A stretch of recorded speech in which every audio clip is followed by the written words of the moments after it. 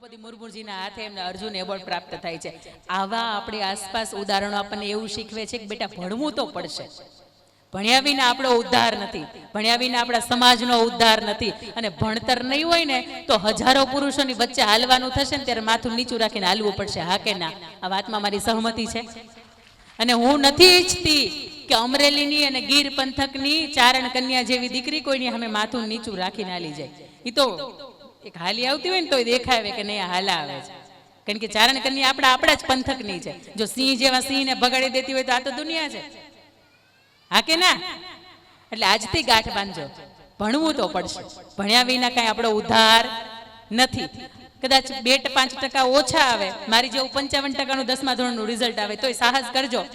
બની શકે કે સાહસ છે ને એમાં સિદ્ધિ છે આ તમારી. પણ આજે મારે એબીસીડીના આખાય માધ્યમથી, એબીસીડીના કેટલા કેરેક્ટર આવે? 26. હા કે ના? હા. તો એ થી લઈને ઝેડ સુધીનું એમાં કદાચ મા બાપની જવાબદારીઓ આવી જાય છે. એમાં બાળકોને અંદરથી ઈચ્છા થવી જોઈએ કે મારે ભણવું છે, એ પણ આવી જાય છે. થોડીક વ્યસનની બાબત પણ આવે છે. એ વાતની અંદર દીકરીઓના ચરિત્રની વાત પણ આવે છે કે 18, 20, 22, 25 વર્ષની થાય અને મા બાપને ઊંઘ ઉડી જતી હોય તો દીકરીને અંદરથી એમ થવું જોઈએ કે મમ્મી પપ્પા તમે આરામથી હોઈ જાઓ, હું તમારી દીકરી છું, તમારા પેટમાં પાણી ન હલવું જોઈએ મારા નામ ઉપર. એટલે આવી વાતો પણ મારે આ એબીસીડીના માધ્યમથી કરવાની છે તમારી સામે. પણ સૌથી પહેલા એબીસીડીનો એ કેરેક્ટર, એટલે એનો મતલબ એવો થાય, અત્યાર સુધી આપણે A for apple, B for ball, C for cat અને D ફોર ડોગ આવું જ ભણતા હતા, હે ને? આજની એબીસીડી અલગ છે. આજે A ફોર એપલ નહીં આવે, Z ફોર ઝીબ્રા નહીં આવે. A ફોર એપલ તમને એવું કે ખાઓ પીઓ આરામ કરો, અને Z ફોર ઝીબ્રા એટલે જાનવર જેવા બનો. પણ આજની એબીસીડી તમને કંઈક શીખવશે, કંઈક જીવતા શીખવશે. અને મને એટલી ખાતરી આપું છું કે તમને કંટાળો નહીં આવે. થોડીક બેસવામાં અગવડતા થશે એટલે આ થોડીક તમારી બાજુ કર્યું છે મેં. આ ભાઈ થોડુંક હજી આ બાજુ કરો. આ લોકોને જ એનો લાભ મળવો જોઈએ. તમે આ બાજુ વહી આવો.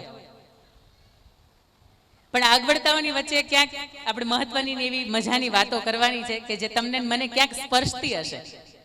કોઈના ઘરે અહીંયા બેઠા ને ઘણા એવા હશે જેના ઘરે નાના નાના દીકરાઓ હશે, જેના ઘરે કોલેજ કરતા દીકરાઓ હશે, જેના ઘરે કોઈ નહીં હોય તો દીકરાઓ ભણવાના હશે. આવી બધી પરિસ્થિતિ હશે. પણ A ફોર એપલ નહીં, પણ A ફોર એમ, તમારો લક્ષ્ય, તમારો ધ્યેય. તમને મને એમ થાય કે આપણે સુરત પહોંચવું છે, પણ સુરત રૂટની તમે બસમાં બેસો તો તમારું સુરત આવે. તમે અમદાવાદની રૂટમાં બેસો, તમારું લક્ષ્ય સુરતનું હોય ને તમે બેસો અમદાવાદની બસમાં તો આવે નહીં. આવે?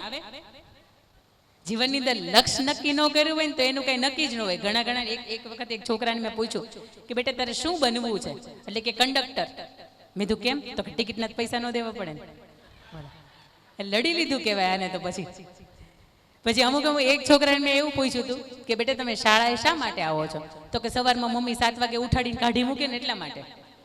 એટલે ત્યારે આપણને એમ થાય કે મા બાપ ફી ભરે છે, ખોટી ભરે છે. આ બધાને પકડી સરકારી ગવર્મેન્ટ સ્કૂલની અંદર બેસાડી દેવા જોઈએ. જે મમ્મી 1 થી 12 ભણ્યા છીએ, ગવર્મેન્ટમાં સ્કૂલમાં બેસે ને તો ખબર પડે એની કે આ કિંમત કેટલી હતી ફીની. પણ લક્ષ્યની મારે તમને એ વાત કરવી છે. આની અંદર બધા જ સત્ય પ્રસંગો હશે, કારણ કે સત્ય સિવાય મને ગમતી નથી. કલ્પના તમને કઈ સ્પર્શે નહીં, કલ્પના કઈ તમને પ્રેરણા ન આપે. વારાણસીની અંદર ગોવિંદ જયસ્વાલ કરીને એક વ્યક્તિ 11 વર્ષના હતા ત્યારે સૌથી પહેલા ટીવીની અંદર એક ઇન્ટરવ્યુ જોવે છે. અને એ ઇન્ટરવ્યુની અંદર એક વ્યક્તિ સરસ મજાની ઠાઠ માઠથી એક ચેર ઉપર બેઠા હોય અને એની સામે કોટ બોટની અંદર શૂટ પહેરેલું એક વ્યક્તિ બેઠા હોય. એટલે એ વ્યક્તિ કરિયાણાની દુકાને ઇન્ટરવ્યુ જોવે, એટલે બ્લેક એન્ડ વ્હાઇટ ટીવીમાં. એટલે એને પૂછે કરિયાણાની દુકાનવાળાને કે આ કોણ છે? એટલે પેલા કરિયાણાની દુકાનવાળો એને એવું કહે છે કે એ તો IAS ઓફિસર છે, તારું ગજુ નહીં, તારા પપ્પા રિક્ષા ચલાવવાનું કામ કરે છે, તું માંડ ખાઈને ખાવાનું કરે છે, તારે આવા સપના હોય ન જોવે, તારે ખાલી ઇન્ટરવ્યુ જોવે ને તાલી પડાય અમારે જેમ કેમ. પણ ત્યારે ગોવિંદ જયસ્વાલ એવું નક્કી કરે છે કે મારે જીવન છે ને આવું સૂટ બૂટ વાળું પહેરીને જીવવું છે. મારી ઉપર કોઈક 2 વ્યક્તિ સલામી, ક્લાસ 2 ઓફિસર કેમ કે આપણે કોક સાહેબ સલામી દેતા હોય તો વધારે મજા આવે ને. તો એવું જીવન કે જીવવું છે મારે.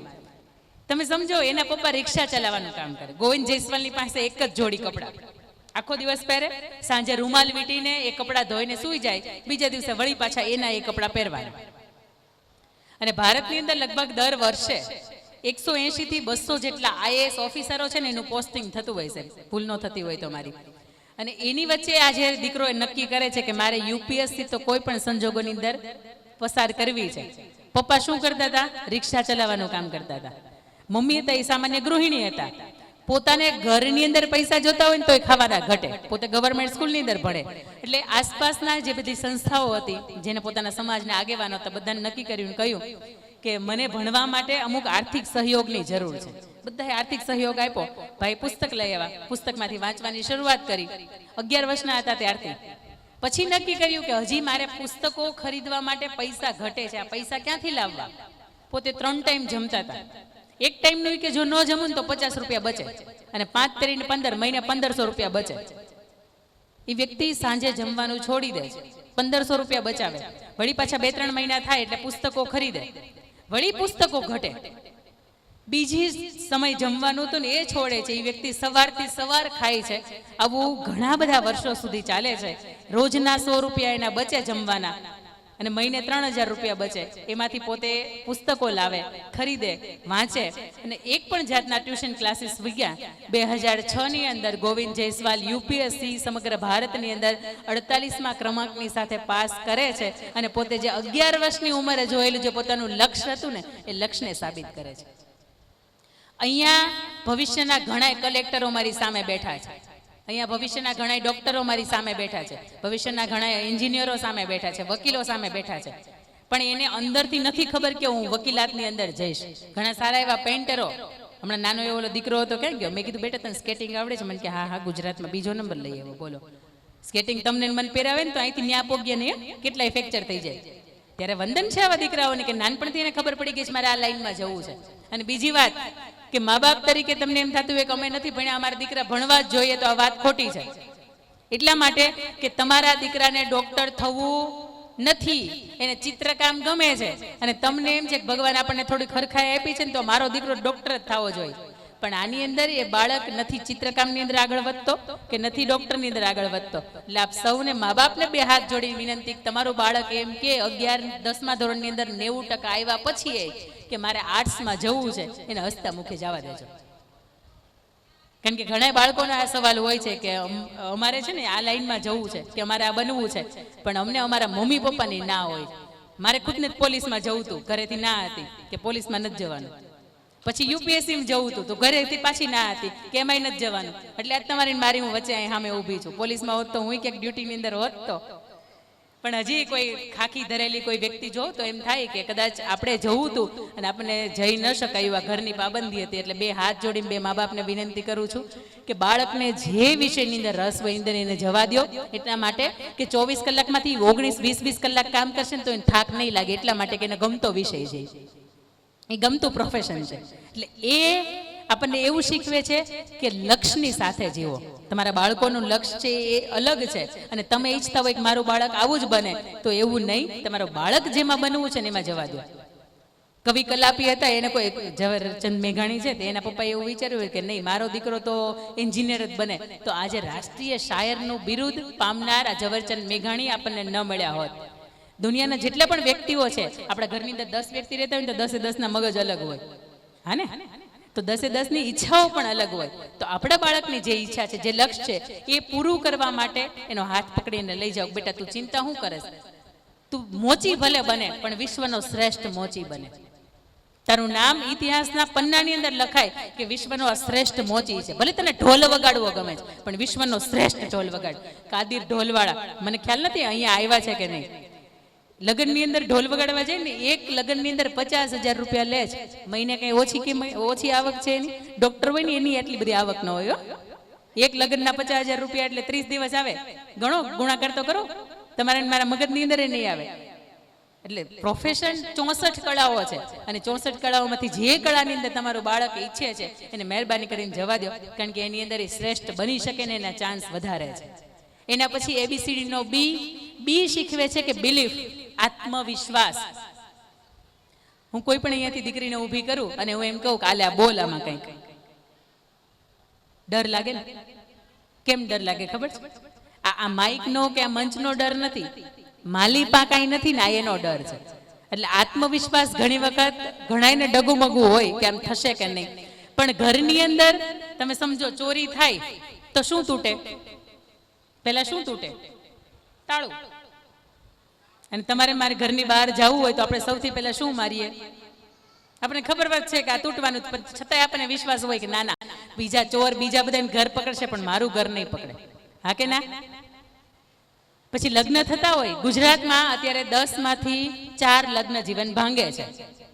કંકોત્રી છપાતી હોય, વેચાતી હોય, લગ્ન થતા હોય, ફેરા ફરાતા હોય, ત્યારે કોઈને આવો વિચાર આવે કે તું ખમી જા, ઘડીક વિચારી લેવું કે આપણું હાલશે કે નહીં હાલે એમ. ત્યારે આત્મવિશ્વાસ હોય. હા કે ના? રસ્તા ઉપર તમે જાઓ તો કોઈ 2 વ્યક્તિ ભેગા થયા, અથડાણા અને સિવિલ હોસ્પિટલમાં દાખલ થયા, આવા ક્યાંય કિસ્સા નથી.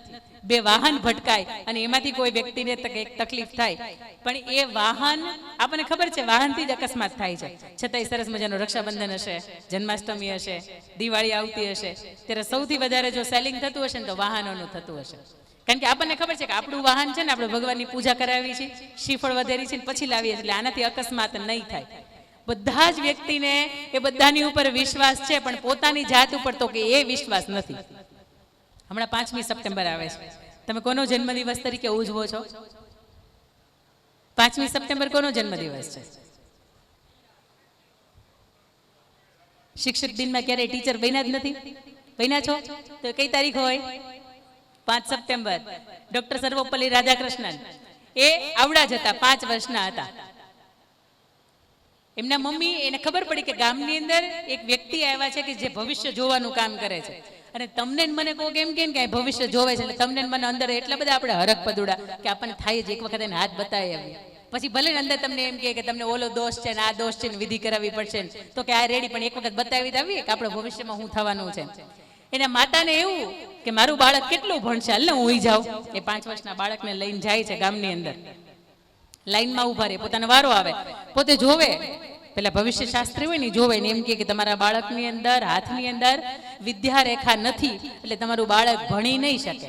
એટલે એના માતા તો રડવા લાગે છે, અને રડતા રડતા પાછા ઘરે આવે છે. એ 5 વર્ષનું બાળક એવું પૂછે કે માતા શા માટે રડો છો?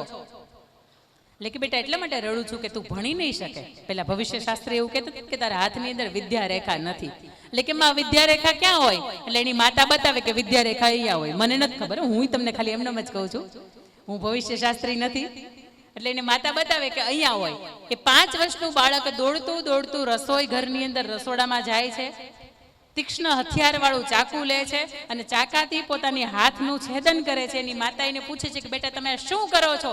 ત્યારે 5 વર્ષનું બાળક આત્મવિશ્વાસની સાથે એવું કહે છે કે માં હું વિદ્યા રેખા દોરું છું. ભગવાન આપતા ભૂલી ગયો હોય તો શું થઈ ગયું? હું મારી હાથે દોરું. તું ચિંતા હું કર, હું ભણીશ, અને એટલો બધો ભણીશ કે તારું નામ તો ગર્વભેર યાદ કરીશ જ તે, પણ આખી વિશ્વ મને, આખું વિશ્વ છે એ મને ઓળખશે. અને એ પછી એ 5 વર્ષનો બાળક ભણ્યો, 10મું 12મું BA BEd MA MAd પૂરું કર્યું, વિદેશની અંદર પોતે ગયા, અધ્યાપક તરીકેનું કામ કર્યું, PhD ની ડિગ્રી પ્રાપ્ત કરી, અને એથી વિશેષ કે ફરીથી પોતે ભારત પાછા પરત ફર્યા ત્યારે 2nd પ્રેસિડેન્ટ ઓફ ઇન્ડિયા તરીકે 5 વર્ષ અને વાઇસ પ્રેસિડેન્ટ ઓફ ઇન્ડિયા તરીકે 10 વર્ષની પોતાની સેવાઓ છે એ પણ આ જગતને, આપણા ભારતને એણે સમર્પિત કરી. અને આજે આખું વિશ્વ જેના હાથની અંદર વિદ્યા રેખા નહોતી, જેના હાથની અંદર શિક્ષણ એજ્યુકેશન લાઈન નહોતી, અને આજે એ વ્યક્તિનો જન્મદિવસ આપણે શિક્ષક દિવસ તરીકે ઉજવીએ છીએ. આને આત્મવિશ્વાસ કહેવાય. એ 5 વર્ષના બાળકને એમ હતું કે માં તું ચિંતા ન કર, માં કે બાપની અંદરથી આંખમાંથી આંસુડો નીકળે ને તો એક બાળક તરીકે, એક સંતાન તરીકે તમારી ફરજમાં આવવું જોઈએ કે જ્યાં સુધી હું હયાત છું ને ત્યારે મારા માં કે મારા બાપની આંખમાંથી આંસુ ન પડવું જોઈએ. તો હું એવું માનું કે તમે શ્રેષ્ઠ સંતાન તરીકે અવતરણ થયા છો. બાકી તમે એક ભાઈ હોય, એક બેન હોય, 2 બહેનો હોય, અને બીજું ઘણી વખત સમાજને એમ પણ થતું હોય કે એને ત્યાં 2 દીકરીઓ છે. હું વાત કરીશ હમણાં, આપણું અહીંયા લાખાપાદર ધારગણીની બાજુમાં જ તે, ત્યારે ઘણી વખત ગર્વભેર એમ કહી શકાય કે મારી ઘરે દીકરી શું થઈ ગયું, આ દીકરા જેવી છે. પણ એ વાત હું તમને હમણાં કરું ત્યારે તમને અંદરથી રિયલાઇઝ થાય. અને કેટલા બા એવા છે કે અંદરથી એમ થાય છે કે મારા ઘરે દીકરાને ઘરે 2 દીકરીઓ છે. સાચું બોલજો, આ બાને જ થાય છે આ બધું. સાચું બોલજો, હાથ ઊંચો કરો. હા, પછી તમે તો મમ્મી છો, તમને ન થવું જોઈએ કે મારી ઘરે 2 દીકરીઓ છે એમ. પાછળ હશે કોઈ? કેટલા બા એવા બેઠા છે કે એમ થાય છે કે મારી ઘરે ભગવાને કઈ ને આપ્યું, આપીને 2 દીકરીઓ જ આપી, બધીને આપી હશે 3 દીકરીઓ જ આપી. અરે મારી ઘરે જોડવા છો 4 વર્ષની. હા, હું કઈ દીકરાની માતા નથી, હું દીકરીની જ માતા છું. પણ ગર્વ થાય કે ભગવાને જોડવા દીકરીઓ આપી, આવી લક્ષ્મી સરસ્વતી નથી આપતા બધાને ઘેરે.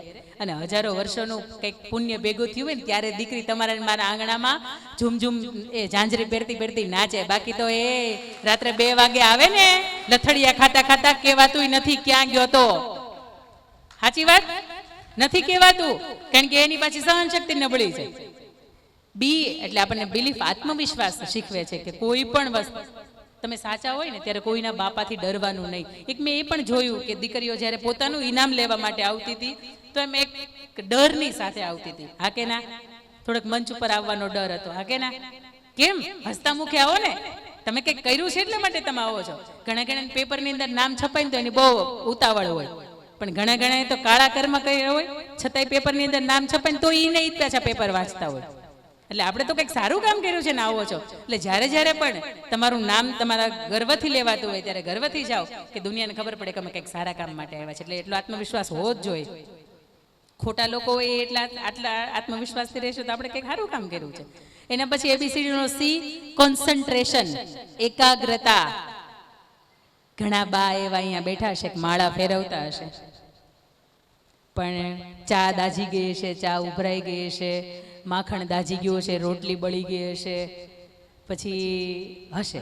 મારે જો હું એની રિસ્પેક્ટ કરું છું દિલથી, પણ ઘણી વખત તમને એમ થાય કે બા આપણા માળા ફેરવે છે પણ બાને બધી ખબર હોય. એટલે તમે કોઈની ઘૂસપૂસ કરતા હોય તો વિચારજો કે બા માળા ફેરવે છે પણ એના કાને ખુલ્લા છે ખરા. પણ બાળકોની વાત જ્યારે આવે એકાગ્રતા માટે ત્યારે સૌથી પહેલા આપણે ઉદાહરણ સ્વામી વિવેકાનંદનું આપતા હોય. સ્વામી વિવેકાનંદનો જન્મ કઈ તારીખે થયો હતો? તમને નહીં ખબર હોય? ખબર છે? નહીં? ઓકે, કોને ખબર છે? સ્વામી વિવેકાનંદનો જન્મ આપણે એને રાષ્ટ્રીય યુવા દિવસ તરીકે ઓળખીએ છીએ. પતંગ ઉત્સવ ઉજવો છો. મકર સંક્રાંતિ કઈ તારીખે આવે? એના 2 દિવસ પહેલા કઈ તારીખ આવે? હા, તો સ્વામી વિવેકાનંદનો જન્મ 12 જાન્યુઆરી થયો હતો અને એને આપણે રાષ્ટ્રીય યુવા દિવસ તરીકે ઓળખીએ છીએ. અને અહીંયા આપણે જ્યારે વિદ્યાર્થીઓ બેઠા હોય ત્યારે એટલી ખબર હોવી જ જોઈએ. 2-5 જ જન્મતિથિ યાદ રાખવાની છે. એક સર્વપલ્લી રાધાકૃષ્ણની, એક આ 12 જાન્યુઆરી છે, એક ગાંધી બાપુની 2 ઓક્ટોબર અને એક સરદાર વલ્લભભાઈ પટેલની કે જેની ઉપર આપણને રજા હોય. અને રજાઓ એટલા માટે હોય છે કે વ્યક્તિએ કંઈક સારા કામ કર્યા છે. સી, કોન્સન્ટ્રેશન આપણને એ વાત શીખવે છે કે તમે કોઈ પણ કામ કરતા હોય જ્યાં તમારું તન હોય ને ત્યાં તમારું મન હોવું જોઈએ. ઘણી વખત આપણે પુસ્તક તો પકડ્યું હોય પણ આપણા મમ્મી પપ્પા જોવે ને એટલા માટે જ. બાકી આપણને ખબર જ હોય કે આપણે ઘણી ઊંધું પુસ્તક પકડીને વાંચતા હોય. બોલો, આપણને એમ થાય કે આજ ભણેશ્રી છે પણ તું જોતો ખરા તારા મમ્મીને ખબર છે કે તારા પપ્પાને ખબર છે કે ઊંધું પુસ્તક છે. તે આવ્યા તાત્કાલિક પકડી લીધું. ના, નથી. ટેસ્લાના માલિકને તમે ઓળખતા હશો, સ્પેસએક્સના માલિકને તમે ઓળખતા હશો. અને હા બેટા, એનું નામ શું છે? ટેસ્લાના માલિકનું નામ શું છે? સ્પેસએક્સનું નામ. ટેસ્લા જે માણસે બનાવી જે કાર, એ વ્યક્તિનું નામ શું છે? અરે વાહ, તાલી પાડો એક વખત એના માટે. Alone Musk. અત્યારે હમણાં આજથી 3 કે 4 મહિના પહેલા વિશ્વના ટોપ સૌથી પહેલા એવા ધનવાન વ્યક્તિ તરીકે એનું નામ આવતું હતું. હમણાં છેલ્લા 2-3 મહિનાથી એનું બીજા કે ત્રીજા ક્રમાંક, બીજા નંબર ઉપર આવે છે એનું. મને બહુ ગમ્યું કે એટલા એવા બાળકને ખબર પડે છે કે એલોન મસ્ક છે. હવે તમને વાત કરું, એલોન મસ્ક તમારી જેવડા હતા, 5-6 વર્ષના હતા. જ્યારે પોતાના દરવાજા પાસે બેસે, પોતાની બારીની અંદરથી એને ઉડતું કબૂતર જુએ ને, ઉડતું કોઈ પક્ષી જુએ એટલે એને વિચાર આવે કે આ કબૂતર અહીંયાથી ઉડ્યું, એને ચણ ચણવા ગયું, થોડીક વાર બેઠું, ફરીથી પાછું અહીંયા જ કેમ આવે છે? તમને મને આવો વિચાર ક્યારે આવ્યો જ નથી. ચકીબેન અહીંથી ઉડ્યા પાછા એના માળે કેવી રીતે આવે છે? એ રસ્તા કેવી રીતે શોધી લે છે? એટલે ત્યારથી એના મનની અંદર એવું હતું કે આ કેવી રીતે આવે છે. એટલે એના મમ્મી એવું બોલાવે કે બેટા એલોન જમવા આવો. સાંભળવાનું બંધ, કારણ કે એનું ધ્યાન ત્યાં હોય. એટલે આપણે ધ્યાન બેર આવો શબ્દનો આપણે ઉલ્લેખ કરીએ છીએ, એનું ધ્યાન ત્યાં હોય. એટલે એના મમ્મીને એવું કે એને છે ને કંઈક તકલીફ હશે. એટલે એના મમ્મી એને ડોક્ટર પાસે લઈ ગયા. ડોક્ટર રીતે ખંખેરવા જ બેઠા હોય. ડોક્ટર કે બરોબર છે, એના કાનની અંદર એક કાળું છે, ઓપરેશન કરવું પડશે. ડોક્ટરે ઓપરેશન કરી નાખ્યું. 5-10-15 દિવસનો આરામ કર્યો. ફરીથી એ બારીની પાસે બેસે, ઉડતું પક્ષી જુએ એટલે ફરીથી એનું ધ્યાન ત્યાં જાય કે આ ઉડે છે અને ઉડું ફરી ફરીને પાછું ત્યાં જ કેમ આવે છે?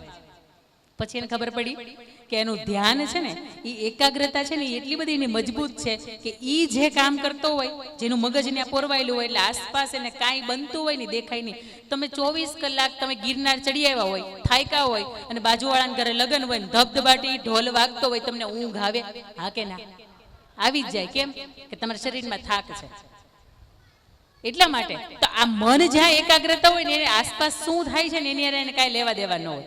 પછી એ જ્યારે મોટા થયા, સ્પેસએક્સ બનાવી, ટેસ્લા બનાવી, અને આજે મંગળ ઉપર યાન એવું બનાવે છે કે અહીંથી ઉપડે, મંગળ ઉપર જાય અને ત્યાં ફરીને એનું જે રિસર્ચ કરવાનું હોય ત્યાં ફરીને પાછું ત્યાં આવે.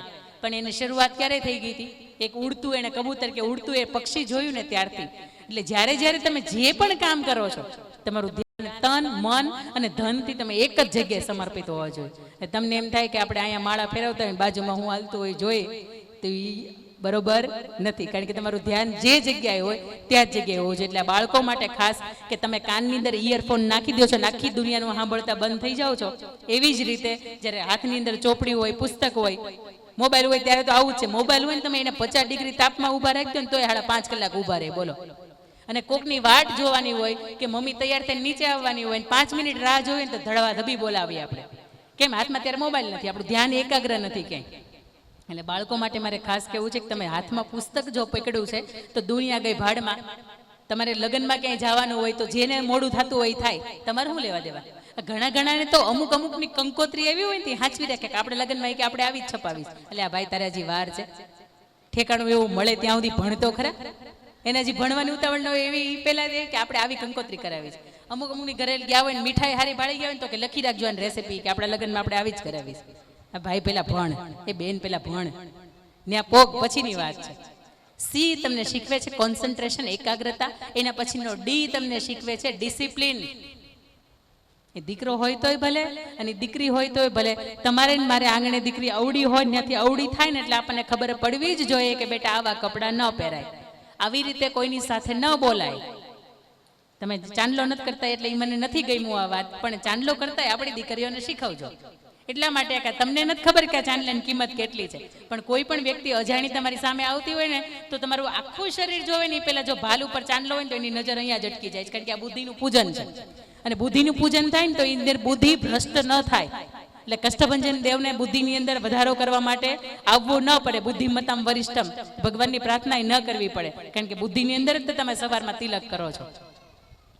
એક દીકરા તરીકે પણ આપણે શીખવીએ કે જેમ આપણી બેન છે એમાં પારકી જે દીકરીઓ છે એ પણ કોઈની બેન છે, એ પણ કોઈની દીકરી છે. આપણી ડિસિપ્લિન ન વિખાય, આપણી શિસ્ત ન વિખાય, આ વસ્તુ છે એ જાણવી અને જોવીને સમજવીને સ્વીકારવી એ બહુ અઘરી વાત છે. તમે પોલીસ લાઈનની અંદર જાઓ ને તો એના જીવનની અંદર શિસ્ત કોને કહેવાય ને એને કેવી જ ન પડે, કારણ કે એને ખબર જ છે રોજ એ શિસ્ત કોને કહેવાય ને એની ઉપર ચાલવાનું હોય. તમારા ટીચરો તમને નખ કપાવતા હશે, તમને ચોટલા પેક કરાવતા હશે, તમને લટ બહાર નહીં આવવા દેતા હોય, ઘણા વિદ્યાર્થીઓ હશે એના. પણ હું એવું માનું છું કે હજી આ તમે તમારા નખ લાંબા કરો, એની ઉપર તમે નેઇલ પેઇન્ટિંગ કરાવો, રોજ તમે કલરફુલ નેઇલ પોલિશ કરો, એની અંદર કંઈ વાંધો નથી. પણ તમે કોની યારે કેવી રીતે કેવી ભાષામાં બોલો છો, અમુક જગ્યાએ તમે જાઓ છો તો તમે કેવા કપડાં પહેરીને જાઓ છો. અને બીજી મારે તમને ખાસ ટકોર કરવી છે કે જ્યારે તમે મંચ ઉપર આવતા હોય, તમને હજારો વ્યક્તિ જોતા હોય, ત્યારે તમારા કપડાની અંદર સભ્યતા અને તમારી વાણીની અંદર સભ્યતા છે ને એ તમને તો છતાં કરે જ છે, પણ આ કોના દીકરી છે કે કોના દીકરા છે ને એની હારે એના મા બાપને પણ છતાં કરે છે. અને તમને એમ થતું હોય કે આ તો મને કપડાં બહુ ગમે, આવા પહેરીને તો જવાય, પણ નહીં, અમુક જગ્યા એવી હોય કે જ્યારે તમારે આવા કપડાં પહેરીને ન જવાતું હોય. એટલે આવી ડિસિપ્લિન જે શિસ્તની વાત છે. અને બીજું કે 12-15 વર્ષના થઈ ગયા પછી આપણા મમ્મી ને પપ્પા આપણને રોકે ટોકે તો એ આપણે એવા ન હોવા જોઈએ. આપણામાં આપોઆપ 12 બુદ્ધિ આવી જાય, 16 સાન આવી જાય, 20 વાન આવી જાય, જો કાંઈ ન થાય પછી હેરાન થાય આપણે. એટલે 12 વર્ષની 14 વર્ષની ઉંમર વટાવો છો ત્યારથી આપણા મા બાપ આપણને એક પણ જાતની અંદર ટોકે નહીં, આપણે આવો એવા બનીએ. ડી એટલે ડિસિપ્લિન. ડી પછી ઈ એફોર્ટ, મહેનત. ઘણા આજના યુવા વર્ગને એવું છે કે મોબાઈલની અંદર લૂડો રમીએ ને તો પૈસા મળી જાય, કારણ કે સારા ક્રિકેટરો, સારી સેલિબ્રિટી આવું બધું કહે છે કે લૂડો ખેલો और પૈસા જીતો. હા કે ના? આ કે છે. એટલે તમને ને મને કોઈ પણ વસ્તુ આપણે મોબાઈલની અંદર જોતા હોય ને એટલે આ દિવસમાં સાયકોલોજી એવું કહે છે કે કોઈ પણ વિચાર તમે દિવસમાં 7 વખત જોવો ને એટલે તમારા મનની અંદર એવું કરવાનું મન થાય. કેટલા બાળકો એવા છે કે જેની પાસે સેપરેટ ફોન છે અને કેટલા એવા છે કે એને ફોનની અંદર ગેમ છે. હાથ ઊંચો કરો ને બિંદાસ પ્રેમથી હોય તો હોય, અમે નવરા હોય ઘડી ગેમ રમીએ કે બેન, એમાં હું નવાય. હા, હાથથી ડિલીટ, હાથથી ડિલીટ. કેટલા બેઠા એવા છે કે જેના ફોનની અંદર ગેમ છે. ભાઈ 2 માળા કરો ને મને કહેજો, હું આપે તમને માળા. હા, આજથી ડિલીટ. ઓકે, તો તમને આજનો દિવસ યાદ રહેશે કે આજથી આપણે ડિલીટ મારી હતી. પબજીમાં ભાઈ હારાનું વયું ગયું,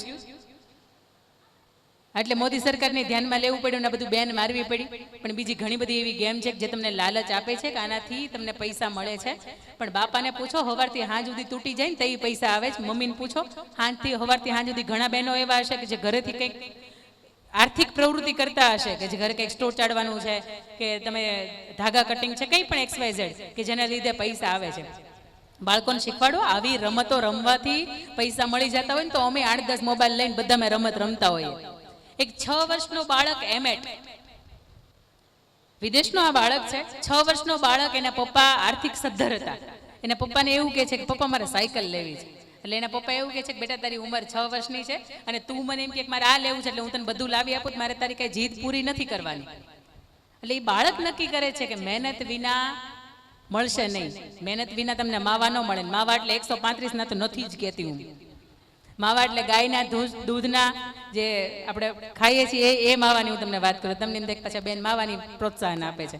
એટલે મહેનત વિના એ માવો બનાવવો હોય ને તો એના માટે મહેનત વિના કેટલોય ઘસવો પડે ને. એનો એ માણસ દૂર ઊભો હોય ને તો તમને દેખાય આવે કે આનો હાથ પીળો છે એટલે કે માવો ખાતો જ હશે. એટલે મહેનત વિના છે એને તમને સિદ્ધિ ન મળે. એટલે એ બાળક, 6 વર્ષનો બાળક એવું વિચારે છે કે હું શું એવું કરું કે હું મારે સાયકલ ખરીદી છે તો હું સાયકલ ખરીદી શકું. એટલે બાળક પોતાના જેટલા પણ રમકડાઓ હતા એ 4800 રૂપિયાના રમકડા વેચી નાખે છે. સાયકલ 6000 રૂપિયાની આવતી હતી, પપ્પાએ ના પાડી હતી. એટલે 4800 રૂપિયામાંથી હજી શું કરવું પડે તો કે 1200 રૂપિયા હજી ઘટે. એ બાળકે, 6 વર્ષના બાળકે, આ સત્ય ઘટના છે, ગૂગલ ઉપર સર્ચ કરી લેવાની છૂટ, એ 4800 રૂપિયા ભેગા કર્યા. એમાંથી આઈસ્ક્રીમ બનાવવાનું મશીન ખરીદું. સોમથી શુક્રભાઈ ટગક કરતા જાય ભણવા. એની નર્સરી પૂરી કરીને ઘરે આવે.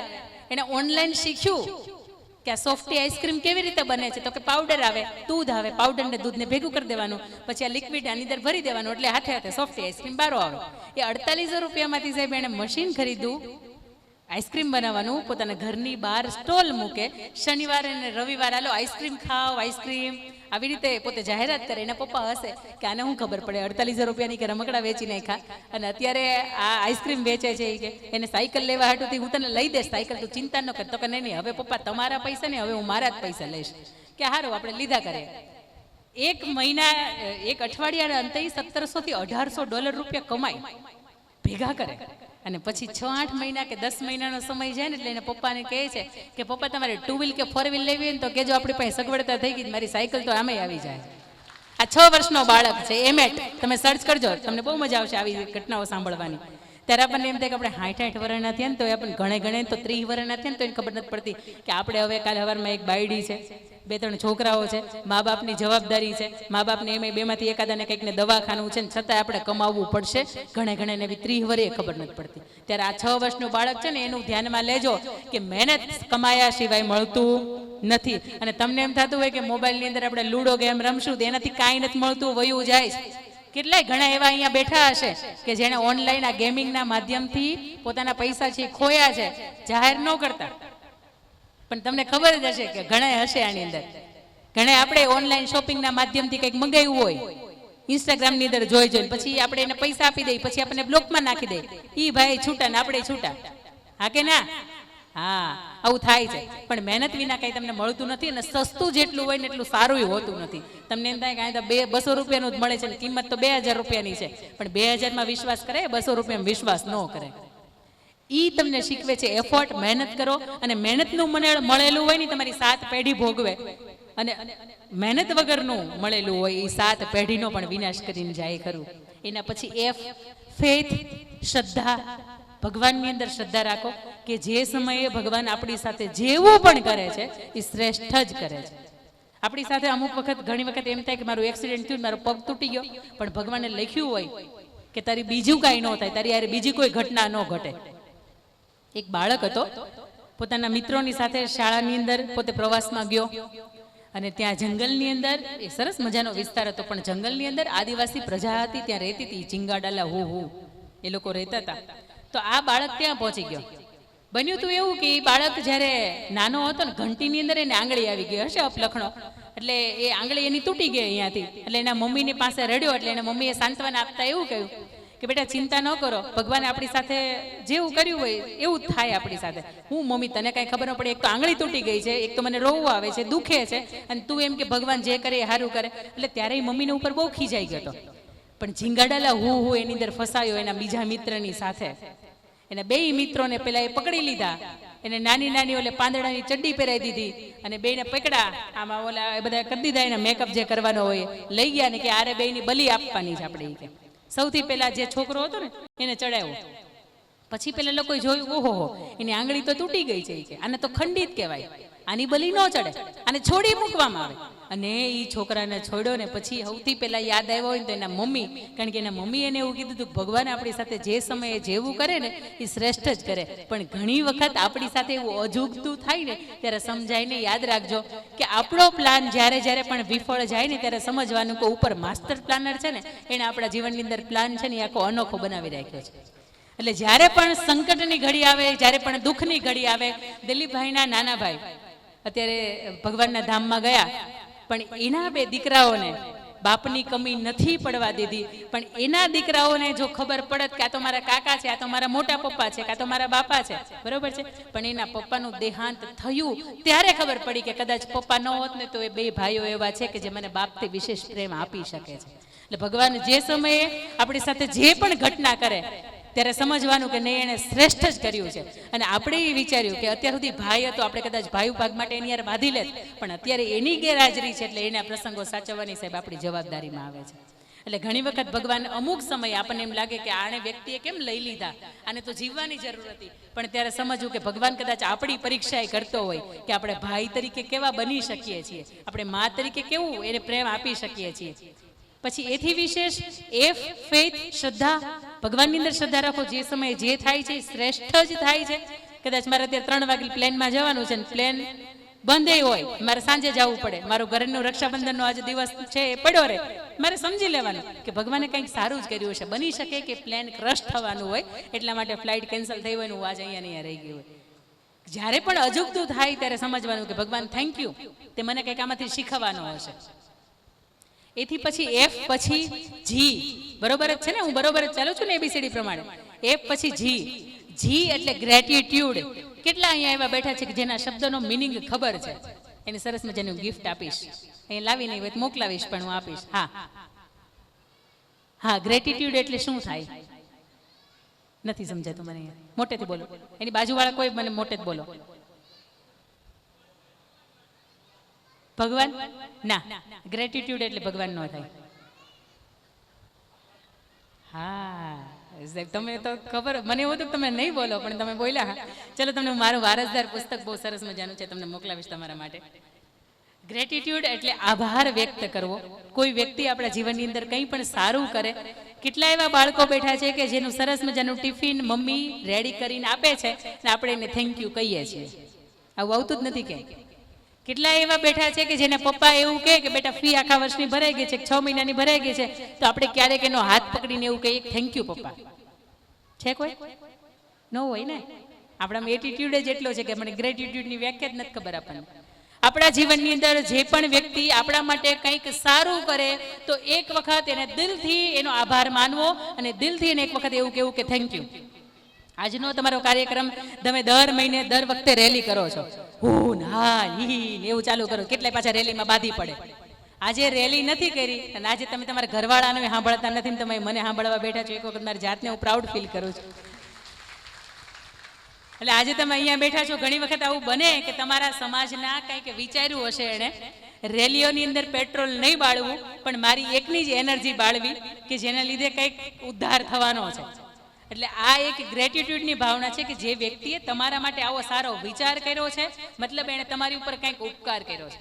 આપણી ઉપર ઘણા બધાના ઉપકાર છે, આ સમાજનો તો ઉપકાર છે જ, આપણા મા બાપના એટલા ઉપકારો છે, આપણા બા દાદાના એટલા ઉપકારો છે. ઘણા બા દાદા જેવા હશે કે જ્યારે ઘરે બેઠા હોય ને તમારે બહાર નીકળવું હોય ને તો એક વખત પહેલા તમને પૂછે કઈ બાજુ, હા કે ના. મને મારા દાદા પૂછતા હોય એટલે અમે બહુ બીકની સાથે ક્યાંય પણ જવું હોય ને તો અમે 10 માંથી 8 જગ્યાએ જવાનું હોય ને તો જ અમે જાતા. આ વાત તમને શીખવે છે કે કોઈક વ્યક્તિ તમને એવું છે કે જે પૂછવા વાળું છે, એટલે તમારે આડે ધડ ક્યાંય પણ ઉપડી જવું હોય ને તમને હાલો ને શમામ 2 કલાક આટા મારી આવી એમ ન જવાય. ઘરે કોઈ પૂછવા વાળું હોય ને તો એટલે આ ગ્રેટિટ્યુડની ભાવના છે આપણા માટે. કોઈ પણ વ્યક્તિ કંઈક સારું કરે અને તમને એનાથી કંઈક ફેર પડે, અહીંયા કંઈક ફીલ થાય, તો એ વ્યક્તિને અડધી રાત્રે 3 વાગે તે થેન્ક યુ કેવું.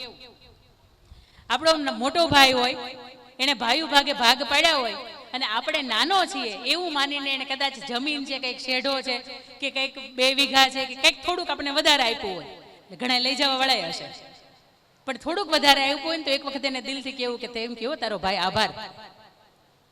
આ આભારની ભાવના છે ને એ હંમેશા તમને ઝુકાવા નથી દેતી, તમને હંમેશા એ વ્યક્તિ પ્રત્યેનું જે તમારા દિલની અંદર જે માન છે ને એ વધારે છે. એટલે સાંજ સુધીમાં નિયમ કરજો કે એવા 3 વ્યક્તિઓનો આભાર માનજો કે જે વ્યક્તિએ તમારા જીવનની અંદર કંઈક સારું કર્યું છે. તમને ગરમા ગરમ રોટલી જમાડી હોય ને આ લોકોએ, તો એને થેન્ક યુ કહેવાનું કે હારું તું છો, ગરમા ગરમ તો જમું છું. હા કે ના? જાઓ સુરતની અંદર સવારમાં 8 વાગે એમ થઈ ગયું હોય, રોટલી 2 હારે જતા હોય ને ક્યાંક, હું નથી જતી જોબ ઉપર એટલે મારી ઘરે બધા ગરમા ગરમ જ જમે છે. પણ છે હજી ઘણા એવા કે જે પોતે ભાઈ બપોર બિચારો ઘરે બપોર જન્મ આપતો હોય તો એને 8 વાગ્યાની રોટલી ખાવી પડતી હોય. એટલે ઘણું બધું એવું હોય કે એની ઉપર આપણે એને થેન્ક યુ કહી શકતા હોય. બાળકોને પણ ખાસ વિનંતી મારી કે ક્યારેક તમારા ડબ્બાની અંદર પૈસા ભેગા કરતા હોય, વર્ષની ફી કેટલી છે તમારી સ્કૂલની ખબર નથી, ક્યારેક પૂછો પપ્પાને કેમ ભેગા થાય છે. કઈ સ્કૂલમાં ભણો છો? કન્યા શાળામાં. ઓકે, ઓછી હશે તો ઓછી હશે, છે જ નહીં ને? હા, કદાચ કોમ્પ્યુટર ફી 100-200 રૂપિયા ભરવી પડતી હોય તો. બાકી તમારી ફી તમને ખબર ન હોય. કેટલા એવા બેઠા છે હજી કે એને નથી ખબર મારી ફી કેટલી છે. ભરવા વાળાને પછી થેન્ક યુ કેવી રીતે આપણે કહીએ બોલો? આપણને ખબર જ નથી કે 25,000 30,000 પોદારી ઇન્ટરનેશનલ ની અંદર ઘણા હશે ભણવા વાળા, એને ખબર હશે એના બાપાને કે કેમ ભેગું થાય છે. 2 હાથે પાછળ ન ઓડે. પણ ક્યારેક આપણે આપણા મા બાપને કહીએ કે થેન્ક યુ. મમ્મી ગરમા ગરમ ક્યારેક આલુ પરોઠા સરસમાં આપણને બનાવીને જમાડે ને તમને અંદરથી એમ થાય કે હા મારું પેટ શાંત થયું, તો એનું કહેવાનું કે એક વખત થેન્ક યુ. બા ગૌઢા બા, આપણા સાસુ બા આપણને ક્યાંય ન જવા દેતા હોય અને 7મ 8મ હોય આપણને એમ કે મોજ ચિંતા જાઓ તમારી બેનપણીઓને હારે, તમારે મેળામાં જવું હોય તો જાઓ, તો બાને કહેવાનું કે બા થેન્ક યુ હો, તમે મને ક્યારેય નથી જવા દેતા પણ આજે તમે મને એમ કીધું ખામેથી જાવે. બાને મજા આવી જાય. બાને એમ થાય બીજી વખતે આને કહું એમ, કારણ કે હામાં પાણી હાલતી હોય ને આજે મને થેન્ક યુ કેવા આવી છે, જવા દો હાલ ને જવા દો ભલે જાય.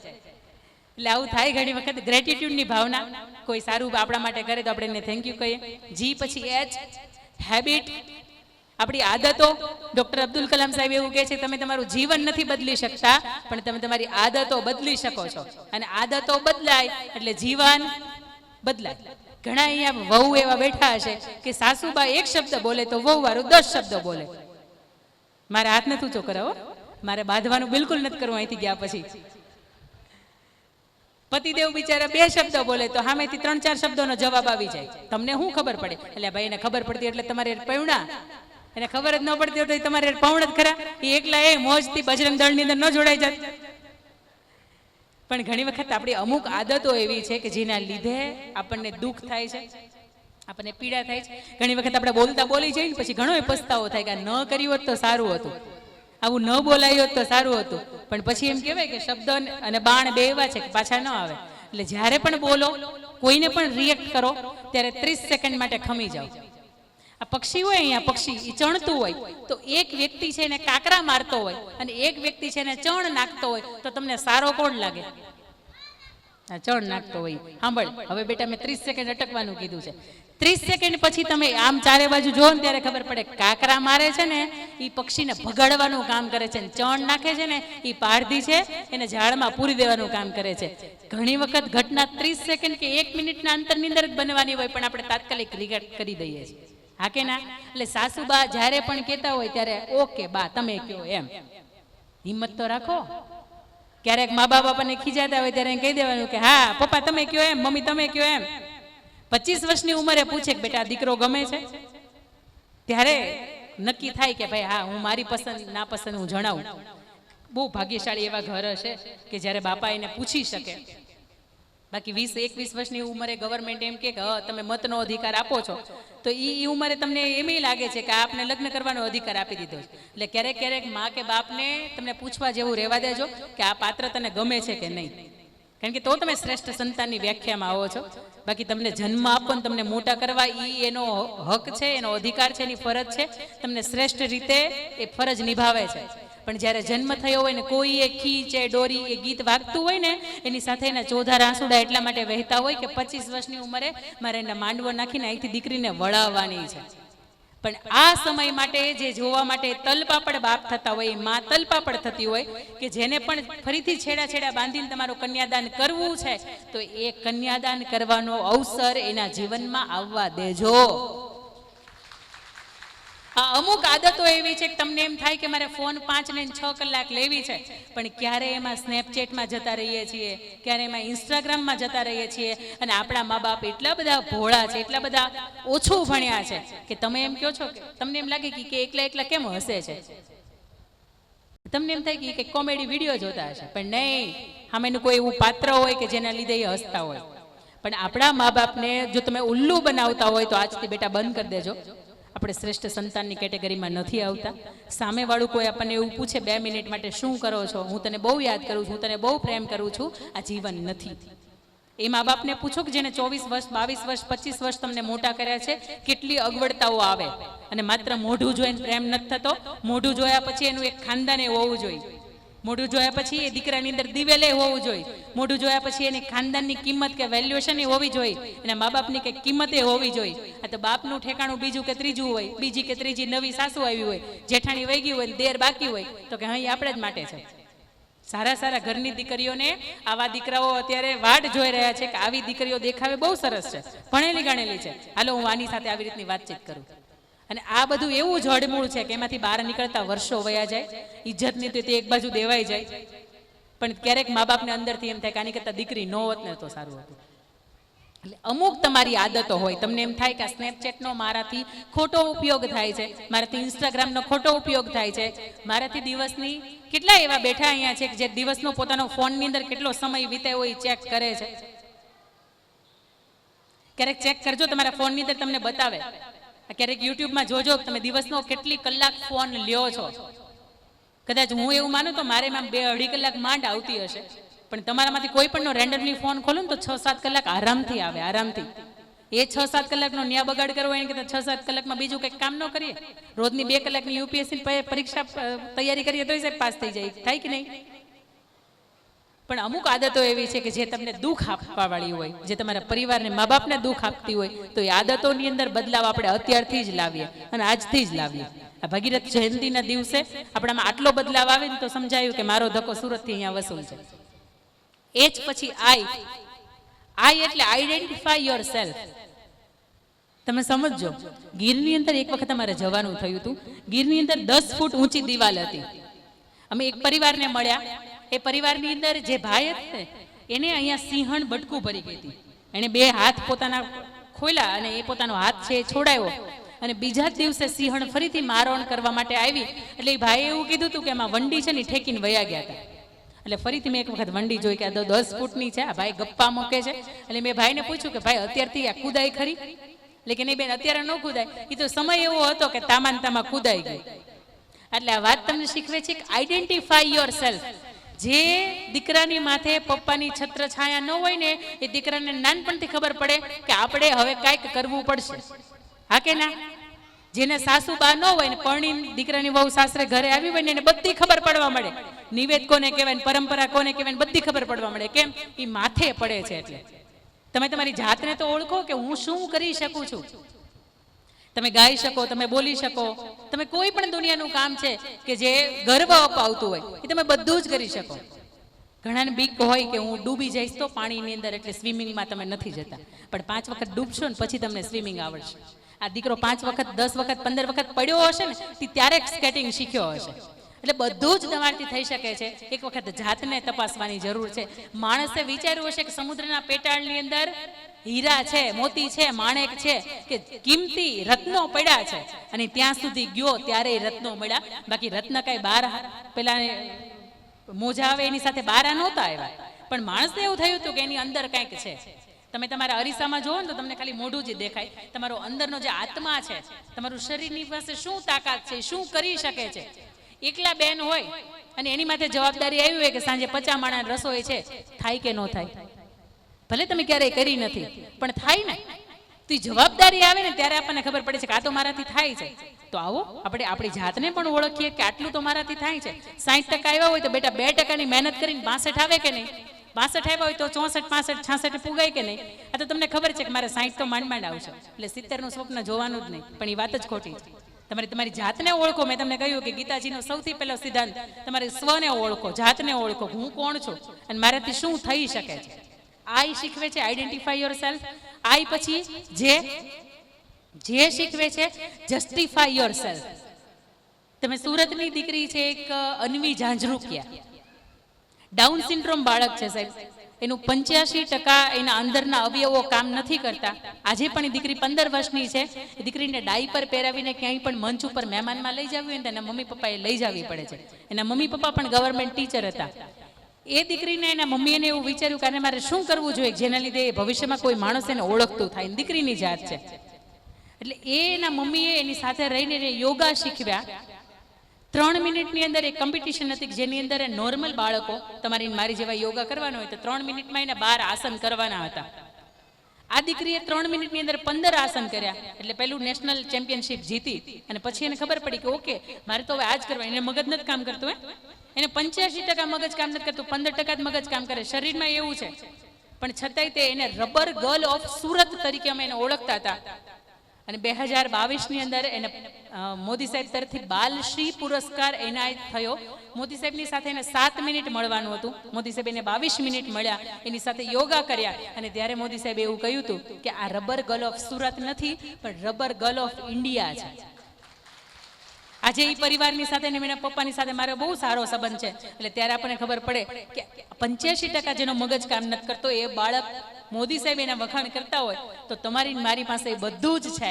Justify your self. પોતાની જાતને ઓળખીએ, જાતને સ્વીકારીએ. પોતાનાથી શું થઈ શકે છે એ બધું જ આપણે કરીએ. જે પછી કે કેટલા અક્ષર કે વિચાર્યા કરે કે એટલે નોલેજ શેરિંગ. કેટલા લોકો મારી સામે એવા બેઠા છે કે જે રોજનું ન્યૂઝપેપર વાંચે છે, રોજનું ન્યૂઝપેપર વાંચે છે. એવા કેટલા? આ બાજુ કોઈ નહીં. એટલે શું થાય છે ટીવીમાં, શું થાય છે ન્યૂઝમાં, હું હવે કઈ લેવા દેવા જ નહીં. કેટલા એવા માતાઓ અહીંયા બેઠા છે પોતાના બાળકોને સ્ટોરી સંભળાવે છે. આમાં હાથ ઊંચો કરો યાર પ્લીઝ. કેટલા બાળકો એવા છે કે એને બા દાદા પાસેથી વાર્તાઓ સાંભળવા મળી છે. આપણે તો મોટા છીએ એટલે આપણને મળ્યું જ છે. અહીંયા આપણે ભૂલ કરીએ છીએ. તમે ઈચ્છતા હોય કે તમારું સંતાન શિવાજી જેવું બને પણ તમારા બાળકને ખબર જ નથી શિવાજી કોણ છે. મારો કાનો પણ એને ખબર જ નથી કૃષ્ણ ભગવાન કોણ છે. તમે ઈચ્છતા હોય મારે ઘરે રામનો અવતરણ થાય પણ રામ કોણ છે, એનું જીવન શું છે, એના આદર્શ શું છે એને બાળકને કંઈ ખબર જ નથી.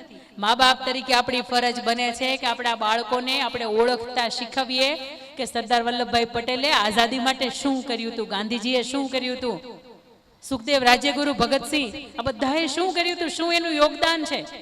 અત્યારે દુનિયાની અંદર જેટલા પણ સારા કામ કરે તમે દ્રૌપદી મુર્મુજીને જુઓ તો માત્ર તમે એના ચહેરાથી જુઓ. તમારા બાળકને હસવું આવે એક વખત જોઈને કે આદિવાસી સમાજમાંથી બિલોંગ કરે છે પણ પોતાના 2 દીકરાઓને કાંધ એને પોતે આપી છે. પોતાના ઘરવાળા એક્સપાયર થઈ ગયા ત્યારે એને કાંધ પોતે આપી છે. અને આજે 14માં 15માં જે દેશની અંદર પોતાની શોભા એક સ્ત્રી તરીકે વધેરી રહ્યા છે ત્યારે એમ થાય કે નહીં કંઈક તો છે એનામાં. ઘણી વખત માત્ર ચહેરો કાળો કે ધોળો એ કામ નથી કરતો. ઘણી વખત અંદરનું જે તત્વ છે ને એ તમને આગળ લઈ જાય છે. એટલે આપ સૌને મારી વિનંતી છે કે તમે ઈચ્છતા હોય કે તમારો દીકરો શ્રવણ બને તો આ શ્રાવણ મહિનાની અંદર શરૂઆત એ કરજો કે શ્રવણ કોણ હતો. તમારા બાળકને ખબર જ નથી આ ધ્રુવ કોણ છે, પ્રહલાદ કોણ છે. આપણે મોટી મોટી આપણને બધી ખબર છે. બેટા રામને કેટલા ભાઈ હતા? પ્રભુ શ્રી રામને કેટલા? તું નીચે રાખ ને ભાઈ, આંગળી નીચે રાખ તું. 4. એનું નામ શું છે?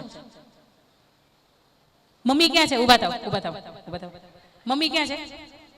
બી ગયા ઘણા કે મારી છોકરી નથી ના. મમ્મી ક્યાં છે?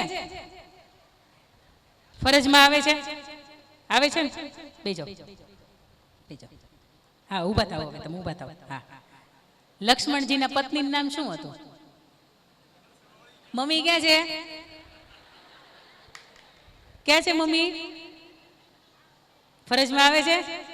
લાલ કલરની આ મોં મસ્ત કરી છે, મારું ધ્યાન હતું, પણ આ ફરજમાં આવે છે. કારણ કે બાળક એવું વ્યક્તિ છે કે 24 કલાક તમારી હૂંફમાં રહે છે.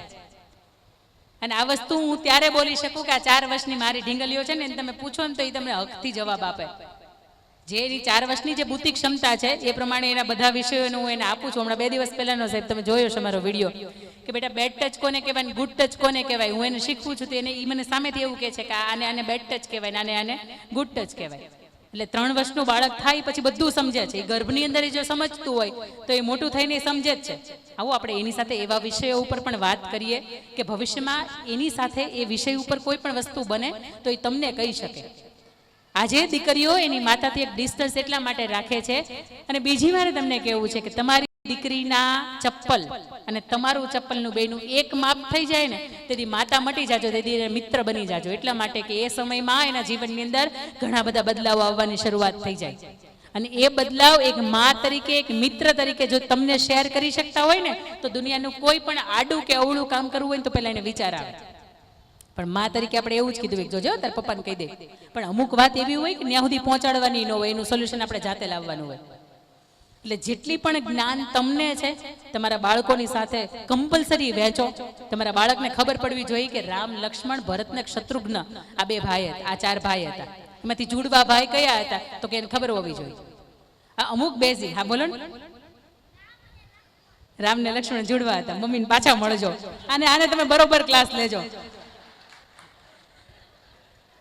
શત્રુઘ્ન અને લક્ષ્મણ 2 જુડવા ભાઈ હતા. તાર કાકાના દીકરાને બનતું હોય સારું, પણ તમે હોય નહીં, બ્લડના રિલેશન હોય ને અલગ હોય. એટલે ઘણી વખત આવું થતું હોય કે આપણે કેબીસી ની અંદર આપણા અમરેલીના કેમ છોકરાઓ નથી, ખબર છે? એનું કારણ ખબર પડી? કોણ બનેગા કરોડપતિ, એની અંદર આપણા અમરેલીના આપણા સમાજના દીકરાઓ કેમ નથી, કારણ ખબર પડી? હા કે ના? હા, તમને તમારા ઓરિસ્સામાં અત્યારે મોઢું દેખાતું હશે કે આપણે ભૂલ કરી રહ્યા છીએ. પછી એવું કહે છે કે મારી સામું બોલે છે. હા કે ના? કેટલા માતાઓ એવી બેઠી છે કે આ ફરિયાદ તો છે જ કે મારા દીકરા મારું કાંઈ માનતા નથી. બેન, તમે ખાલી મોટી મોટી વાતો કરો એટલું જ છે. આ કાંઈ કોઈને ફેર નથી પડવાનો. આ ઘણાને ફેર પડે છે, પડવાનો છે ને બધાને પડે છે. પણ ક્યાંક આવો આપણે પણ એના મિત્ર બનીએ, માતા મટી જાય. આ તો બાળક ઘરે આવે ને તો સૌથી પહેલા બીક હોય કે 2 ઝાપટ ન પડી જાય. પણ એને મારીને સમજાવાય, એને પ્રેમથી સમજાવાય. તમારી પાસે જે નોલેજ છે એને આપણા બાળકોને શેર કરીએ. તમારી પાસે જે સંપત્તિ છે કેમ તમે શેર કરો છો, બાળકોને નામ વારસામાં લખાવો છો? તો આ નોલેજ જે એ પણ એક સંપત્તિ છે, એને પણ શેર કરો. તમારું બાળક પણ શીખે કે આ બધું કોણ છે આપણી આસપાસ રહે છે. હમણાં એક કલામ કેમ્પસ બન્યું, કલામની સ્કૂલની અંદર જતા હશે, પણ એને ખબર નહીં હોય કે અબ્દુલ કલામ એટલે કોણ હતા.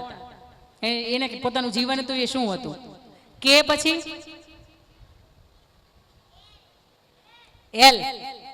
એલ નો મતલબ એવો થાય કે બી લોયલ, વફાદાર રહીએ.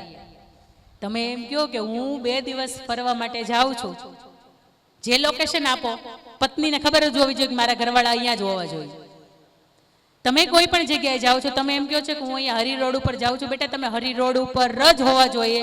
અત્યારે ઓયોના જેટલા પણ કિસ્સા બને છે, જેટલા પણ મર્ડરના કેસ બને છે, એ દરેક કેસની અંદર છેલ્લે સરવાળો એવો નીકળે છે કે દીકરી એવું કીધું હતું કે એના બેનપણીના ઘરે ગઈ હતી અને છેલ્લે એને બેનપણીના ઘરે નહોતી. તમે અમદાવાદ વાળો તથ્ય પટેલનો કિસ્સો સાંભળ્યો હશે. એની ગાડીની અંદરથી 3 દીકરીઓ નીકળી, એ તમે સાંભળી હશે. સૌરાષ્ટ્રની દીકરીઓ હતી. રાત્રે 12 કે 1 વાગે પપ્પાને એવું કહેતા હોય કે અમે અમારે હોસ્ટેલની અંદર વાંચીએ છીએ, અને છેલ્લે આ બધો સરવાળો નીકળ્યો ત્યારે ખબર પડી કે આ દીકરીઓ વાંચતી નહોતી. એ કોઈ એક બોયફ્રેન્ડની સાથે 3 દીકરીઓ છે ઘરની બહાર ગઈ હતી. અહીંયા બી લોયલ, બી હમ્બલ. અને આ બાબતમાં મારે તમને એક વાત કહેવી છે કે અંગ્રેજો છે ને એ ભારતના પ્રવાસ ઉપર હતા. છેલ્લા જે 200 વર્ષ આપણે ગુલામી કરી ત્યારની વાત છે. 1875 વખતનો એક કિસ્સો છે. એક 12 વર્ષની દીકરી હતી. ભાવનગર બાજુના મહુવાના દરિયાએથી જ્યારે અંગ્રેજો આવ્યા એ બાજુનો જ આ એક કિસ્સો છે, પીઠલ પર કેરાળા કરીને. ઘણા સાહિત્યકારોએ તે આ વાત અહીંયા કહે છે. પણ લોયાલિટી, વફાદારી કોને કહેવાય, મારે તમને એ વાત કરવી છે. એ દીકરી 12 વર્ષની હતી, રૂપનો અંબાર, અપ્સરા જેવી દેખાય. પોતાની બેનપણીઓની સાથે પાણી ભરવા ગઈ હતી, માથે 15 લીટરની ગોળી. અને જેવી એ બહાર નીકળી પાણી ભરીને, એટલે કોઈ અંગ્રેજ અધિકારી છે એને જુએ છે અને એને એવું કહે છે કે આ દીકરી મને બહુ ગમી ગઈ છે, આની સાથે મારે લગ્ન કરવા છે.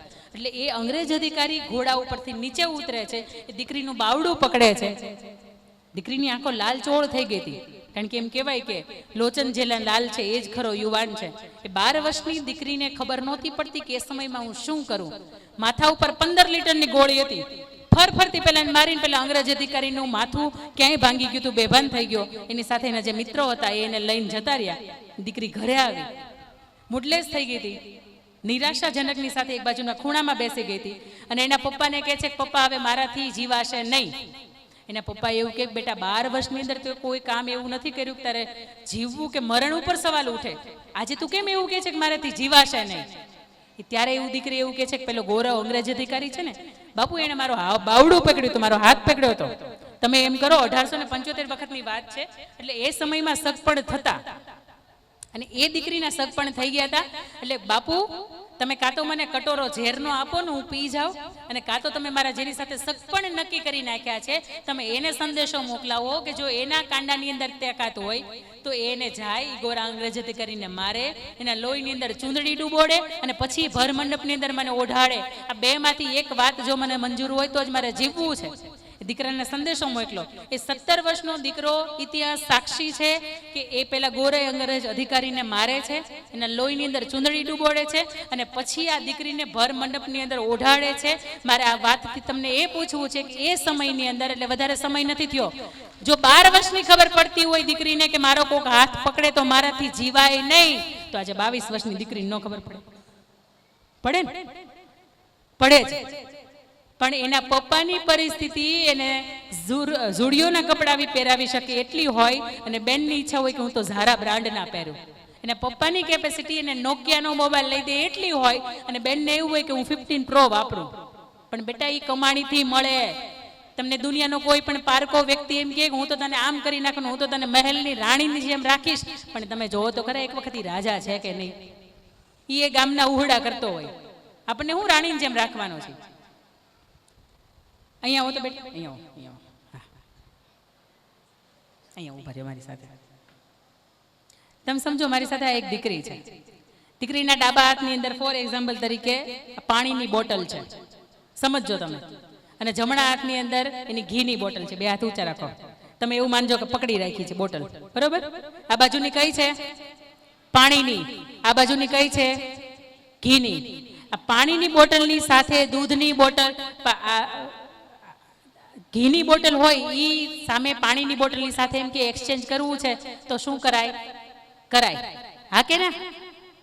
આપણે ઘી હોય ને સામે કોઈક 1 લીટર આપણને પાણી આપતું હોય તો આપણે એક્સચેન્જ કરીએ ને? નહીં ને? કેમ?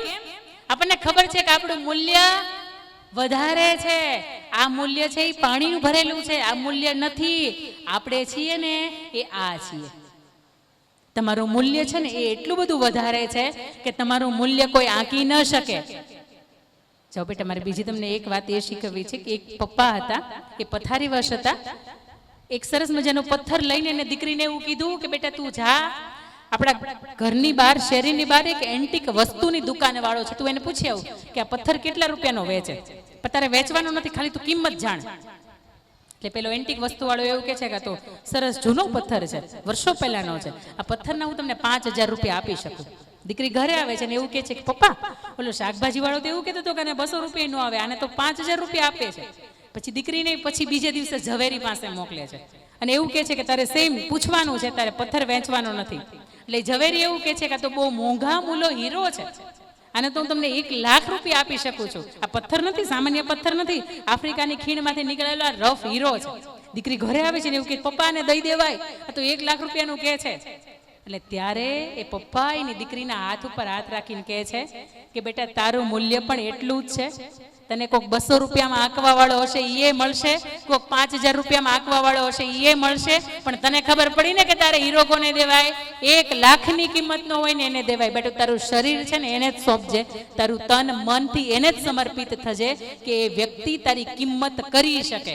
માત્ર તને ઘરે નોકરાણીની જેમ રાખવા વાળો હોય તો આવા વ્યક્તિની સાથે તારું જીવન પસાર કરવા માટે તું રાજી થતી નહીં.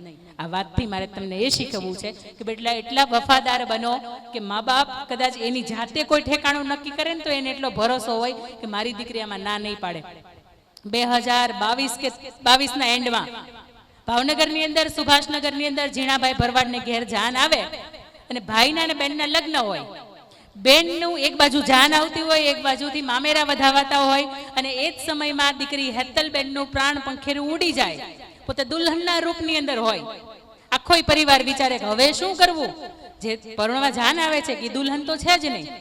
એટલે એના પપ્પા નક્કી કરે છે કે કઈ વાંધો નહીં, ભગવાને જે કરવું હતું એ કર્યું, પણ હવે હું નિર્ણય કરું છું કે મારી દીકરીની જગ્યાએ મારી નાની દીકરી છે ને એને હું મંડપમાં બેસાડું છું. એ દીકરીએ હાથની અંદર મહેંદી મૂકી હતી, પોતાની બેનના લગ્ન હતા એટલે પીઠી એની ચોળાણી, અને એને જ્યારે લગ્નમાં મંડપમાં તૈયાર કરીને બેસાડવાની હતી ત્યારે એની બહેનપણીઓએ એને એવું કીધું હતું કે તું કહેતો ખરા કે મને પરિવાર નથી ગમતો, તું કહેતો ખરા કે એ વ્યક્તિને મેં એવી નજરથી ક્યારેય જોઈ નથી, મેં એને જીજાજી તરીકે જોયા છે, તું કહેતો ખરા તને ગમે છે કે નહીં. અને ત્યારે એ દીકરી એવું કીધું હતું કે મારી બાપે જે નિર્ણય લીધો હોય ને મારે ખાલી એમાં હાથ પાડવાની હોય, મારા બાપે તો ખાલી લગ્ન નક્કી કર્યા, કદાચ પ્રાણ માંગ્યા હોય ને તો મારથી આપી દેવાય. આ ભારત વર્ષની દીકરીઓ છે, આ આપણી ગીરનું ગૌરવ.